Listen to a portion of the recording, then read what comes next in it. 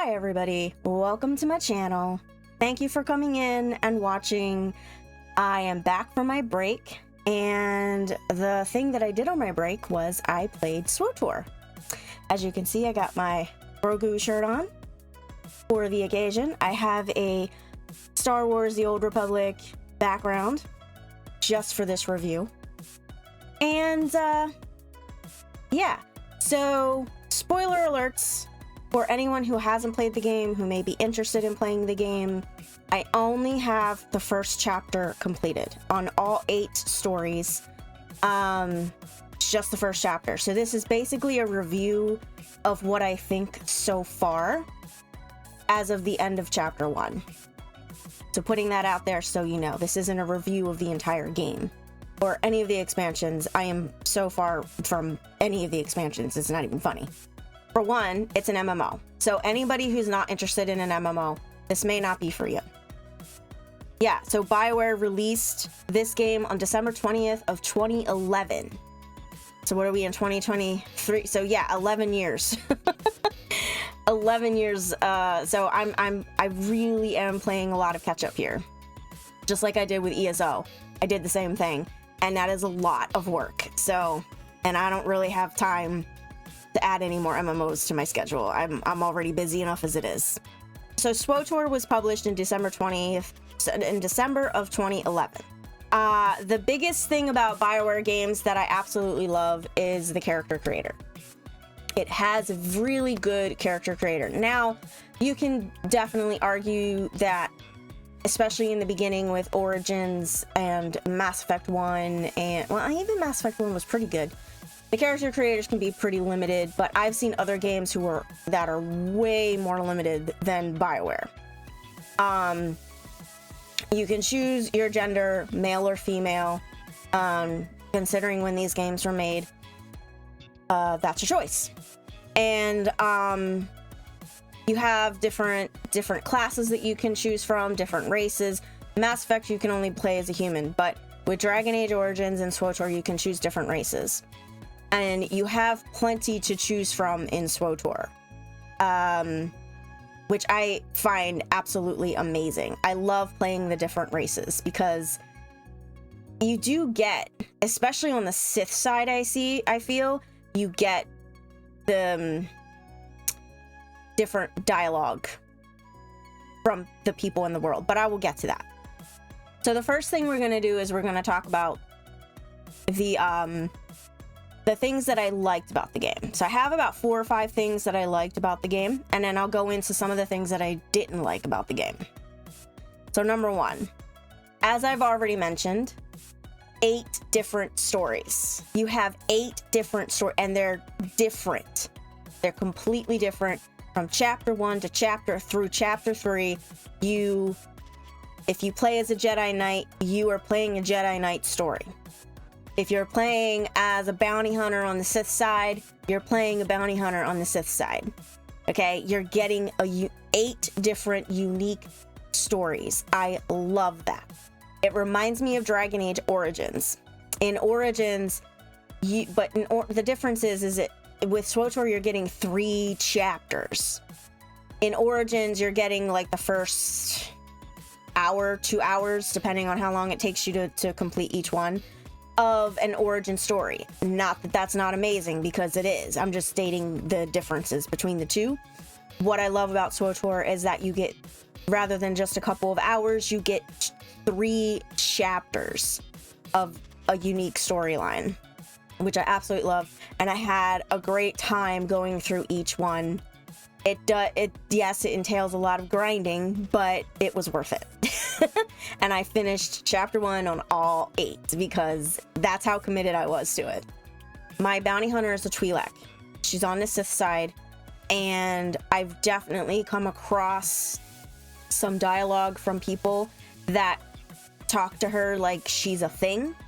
With the stirrup when, oh, abominable.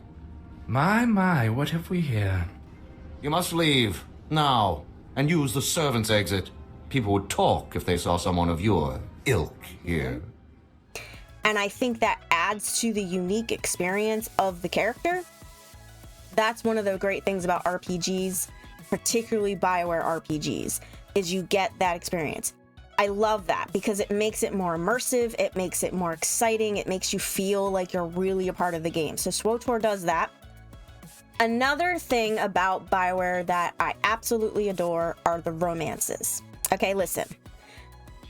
One of the things that made me fall in love with BioWare was their romances. They really do them well. Not all the time. There have been hit and misses.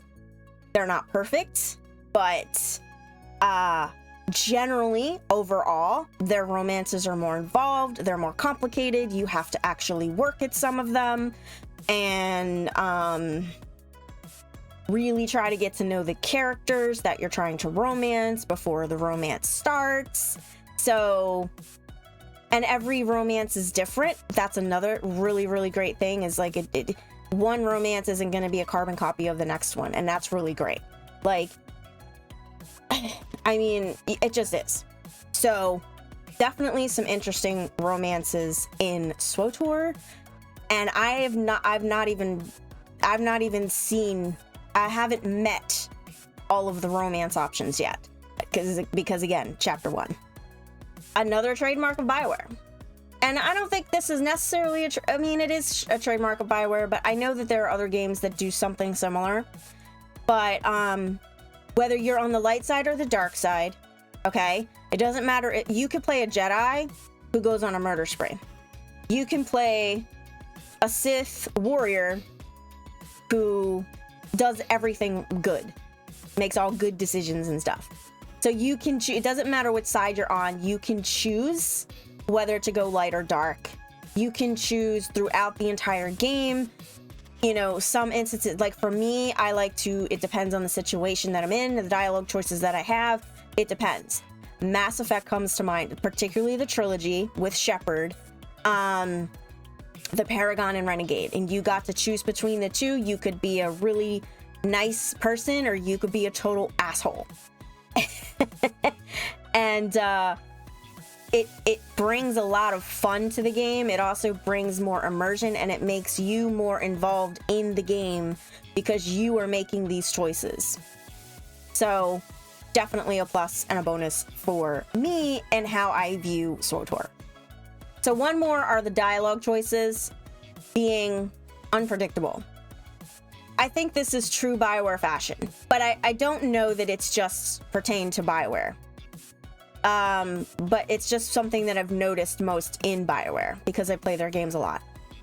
Sometimes you think you're responding in one way and it ends up not being the same. It ends up not being the response that you were expecting to have.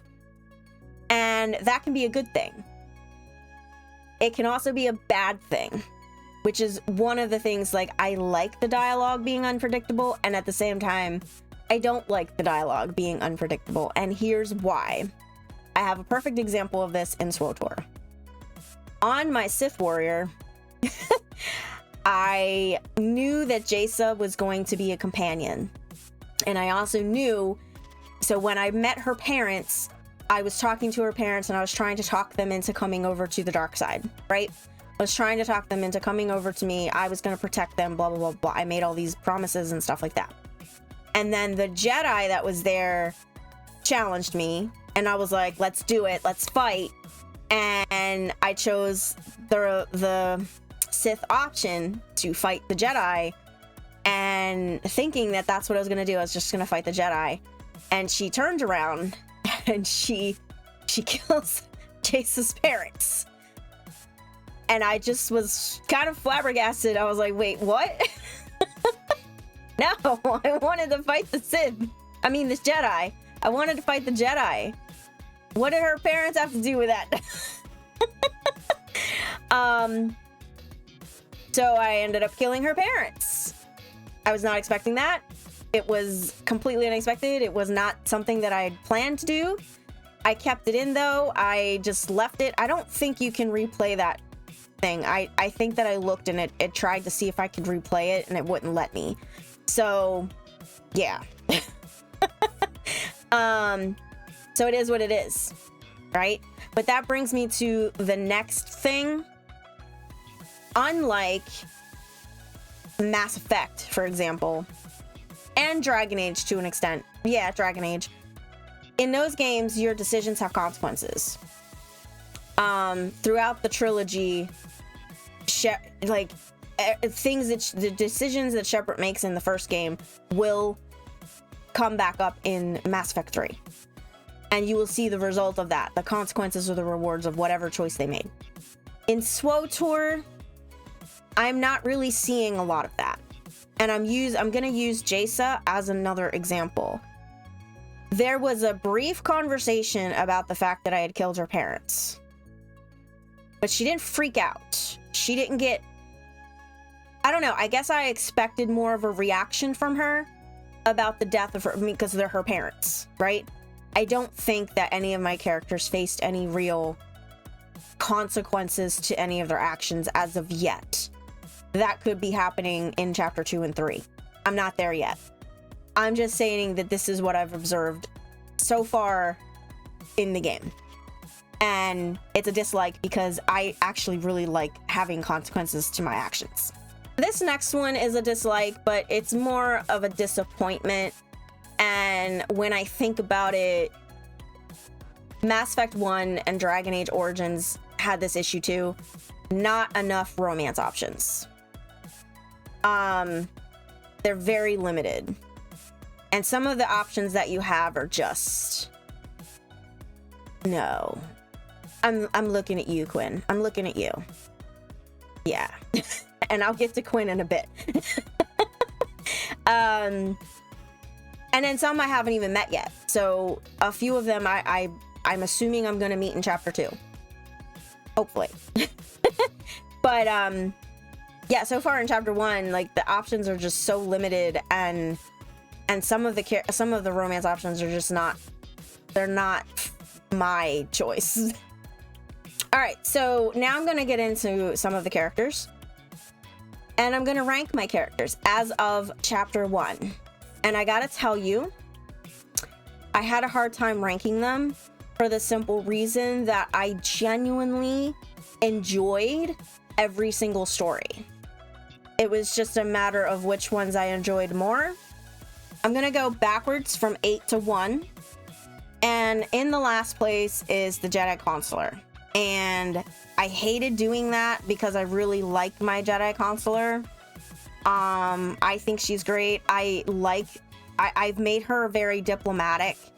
I like that she's a healer. I like that, you know, the way I play is she does her best to try to make peace with everybody. It just kind of makes sense for a healer type class, right? And also my favorite ability to use with her is the rock throwing, like rocks and boulders or whatever, at the enemies, because that's actually my favorite ability in Dragon Age.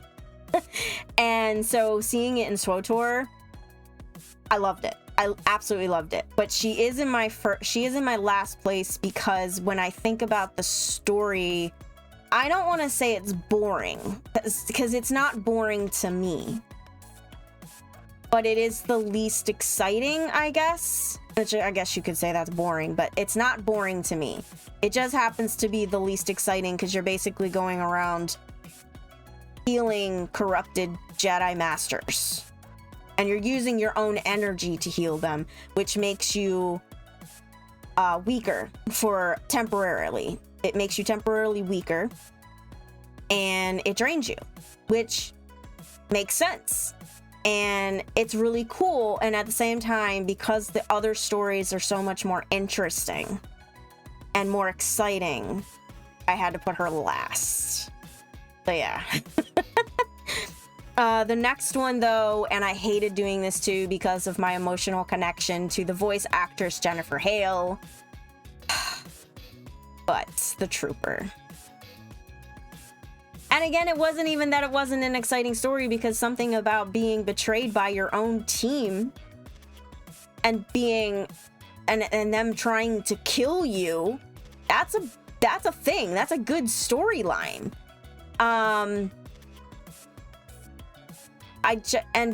with being Jennifer Hale, it was hard for me to put her in the 7th place because, but again, it's just because of the other stories. It really comes down to the other stories being more interesting.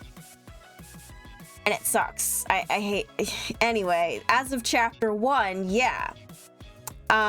We'll see what happens in chapter 2. All right, so then in my 6th spot is the Jedi Knight. It came down to the story, and it was basically you killed this Sith guy's son, who was also a Sith, I believe, and he goes on a revenge kick. Very predictable storyline in my eyes. In the 5th place, and this was a hard one because I really like the Imperial agent, but as of chapter 1, I just wasn't. It was okay. It was fine. I'm looking forward to chapter 2, seeing where it goes. The story didn't really. I basically was just kind of going through the motions and doing whatever. Like, all right. The guy in the prison, I forget his name, who happens to be the male voice actor of Male Hawk, which was pretty awesome when I found that out. I was like, oh, this is so cool. He was interesting, and I hope we see him again. I do. Because I thought he was interesting. And then meeting Vector. I will talk about Vector in a little bit, but meeting Vector was unique. I'll say that. It was unique. And I appreciate that. But yeah, she's in my 5th spot because, again, other stories. So in the 4th spot is my Sith warrior. Again, I love her. I love the 2 sabers. Darth Barris is the mentor, and Vet is my favorite companion. Out of all of the companions so far, Vet is my favorite one. I look at her like a little sister, so I feel protective over her.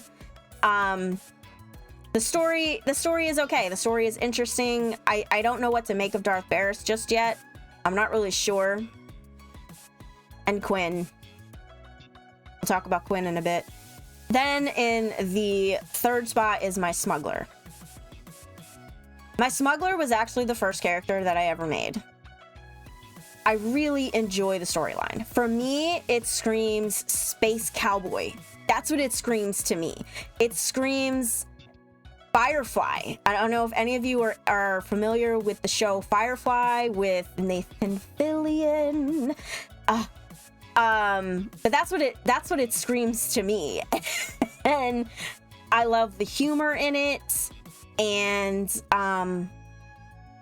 the story itself. It's fun, it's funny, it's interesting, and it just screams space cowboy to me. I don't know what else to say. I love it. But it's in the 3rd spot because in the 2nd spot is my Sith Inquisitor. A typical rags to riches story, because she's treated by some of the higher Sith people. I forget who they are. Masters, I think. I remember in the beginning there was somebody who just referred to her as a slave and that she would never be anything more than a slave. And then you find out through the story, through chapter 1, that you actually have an ancestor who was also a Sith, who was pretty powerful. And that adds to, why was I a slave then? I should never have been a slave. So she's in my 2nd spot. My number 1 spot is my bounty hunter. And I play a Twi'lek bounty hunter on the Sith side. And I gotta say, I love her. I think she's gonna end up being my favorite one throughout the entire game. I feel like she's been the most interesting. She shows up, she's a bounty hunter, and a lot of people on the Sith side are racist and xenophobic, I guess. They're very pro-human. And so she gets jibes. She's gotten called a thing and a thug and something else that I can't remember. And like responding to that is like, whoa, it's very interesting. And plus, you're going on this thing called the Great Hunt, which is a Mandalorian tradition, and I can't wait to see where this goes. I cannot wait. Is she gonna become a Mandalorian? Don't tell me. No spoilers as far as the story, please. Don't tell me. But I'm interested to find out. I'm interested to know if we're gonna meet more Mandalorians. I've heard that there is a romance option who is a Mandalorian, and I'm looking forward to meeting him. I can't wait to find out what he's like. So yeah, very, very intrigued. I cannot wait to finish the base game of Swtor. But now we're going to switch gears. We're going to talk about some of the romances. Now, again, I haven't met all of the romances. Some of them I'm assuming are going to show up in chapter 2. I'm assuming. I know that there are romances for the expansions. I am not anywhere near that right now. So I won't be meeting them for a while. But the base game romances, I know that I haven't met some of them. Like Doc for the Jedi Knight. For now, as of chapter 1, my favorite romance so far is Corso.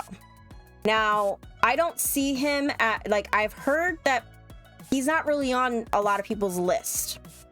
I don't personally understand why. He reminds me of a cowboy. Like I said, the whole story reminds me of the whole space cowboy thing. He definitely kind of fits that for me. He's a gentleman, but he's also a badass. He's got that southern twang. So does she, actually. Which adds to the whole cowboy thing. And yeah, I maybe it's because I'm middle-aged and what I wanted in my 20s is not what I want, is not what interests me now in my 40s. So he's more grounded, in my opinion. He's more stable. So yeah, Corso is my favorite as of right now. My second favorite would be Vector, and for a lot of the same reasons. And I will tell you, I was not excited about Vector when I met him because of the whole bug hive thing. They have a hive mind. That makes me uneasy. The bugs, that makes me uneasy. But then as I was getting to know him and then he joined my team, I started liking him more and more. He first of all, when we're fighting, I'm there with my gun and I'm shooting from a distance and he just goes in with his big old staff and starts beating people to death with it, which I was just like, wow, okay, that's all right. When you get to know him at first, he's very chill and he's very calm, and then you see him in battle and it's like totally different. And I like that. I like the chill personality with the badass fighting skills. I like that. And then when he heals me, because I have him on heal, he seems very attentive. He's thoughtful.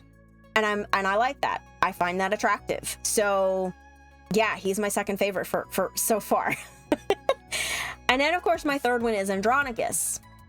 He's a pirate. Everybody refers to him as a space pirate. So you've got the space cowboy, right? And then you've got the space pirates. Also, Andronicus, to me, he's not clingy.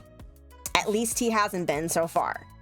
There was a conversation. I started romancing him. I started flirting with him, really. And then we get to this one place. I want to say it was, I don't remember where it was. Alderaan. It might have been Alderaan. And I see this Sith guy, huge Sith dude, handsome, like, I was like, oh. And then the dialogue popped up and I could flirt with him, and I was like, oh my, if I didn't have Andronicus standing right next to me and I hadn't started a flirtation with him, I would have flirted with you. But he flirts with me.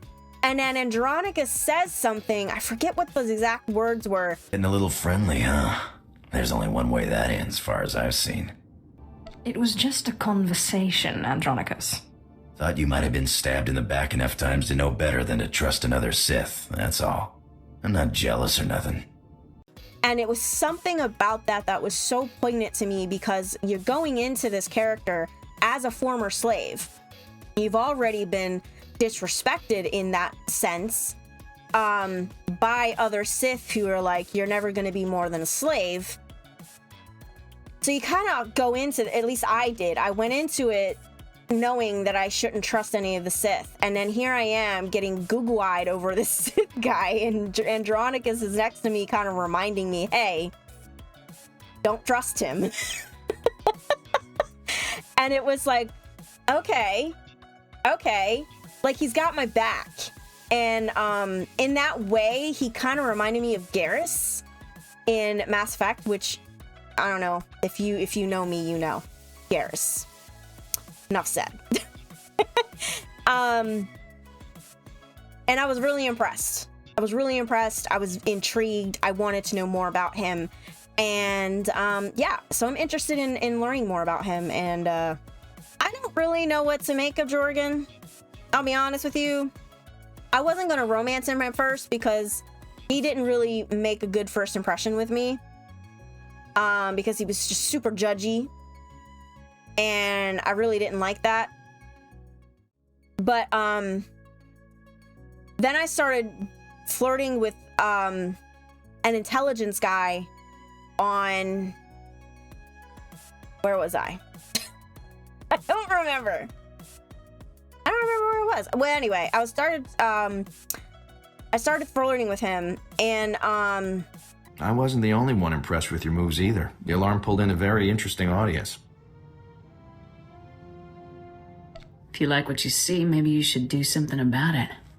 Trust me, there's a reason I'm trying to get all of this boring Save the Republic business out of the way quickly.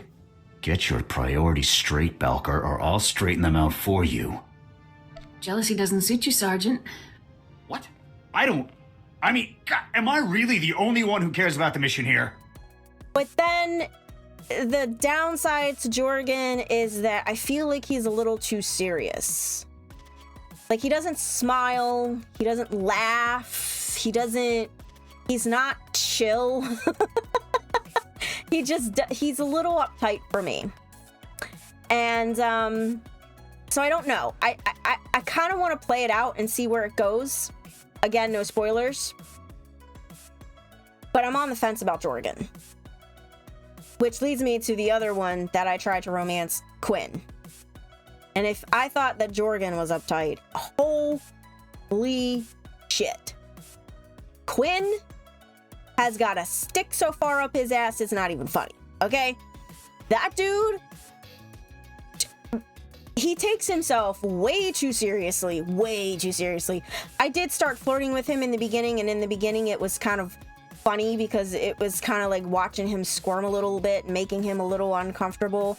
But then I started realizing that it is legitimately like, from point one, he's not interested. He is not interested.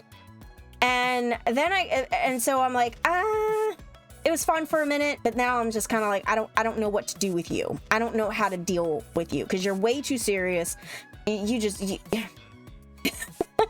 Too tense. You're too tense. Okay, you need to chill. And then it got to the point, as I said before, Vet is my favorite companion. I see her as a little sister. I get protective of her. And he said something about that. My lord, I'd appreciate it if you could speak with Vet. Ask her not to disturb me when I'm working. Exactly how is she disturbing you? She's not wired for military precision. And there's no filter on that Twi'lek mouth. Regarding to her being a Twi'lek, and I'm playing a Togruta, and it left a bad taste in my mouth. And I was like, yeah, I think I'm not. No, I think we're good where we are. You are way too uptight. You're too serious. You're getting all upset over her asking you a couple of questions, and then you add in the racist remark. And yeah, I'm kind of done. So Quinn is probably my least. I don't like him. So there's that. And that's pretty much the end of my review, guys. This was kind of a long video. I'm sorry. I'm going to try to cut a lot of this stuff out, but I hope that you guys enjoyed my review. I really wanted to talk about it. I had a lot of fun over my break playing this game. It was just super fun. That's it. If you guys want to leave a comment down below, give me some maybe combat pointers, or let me know about that kind of thing, feel free. Just no spoilers, please. As far as the story goes, no spoilers. And that's it. Thank you guys for watching, and I will see you next time. Bye.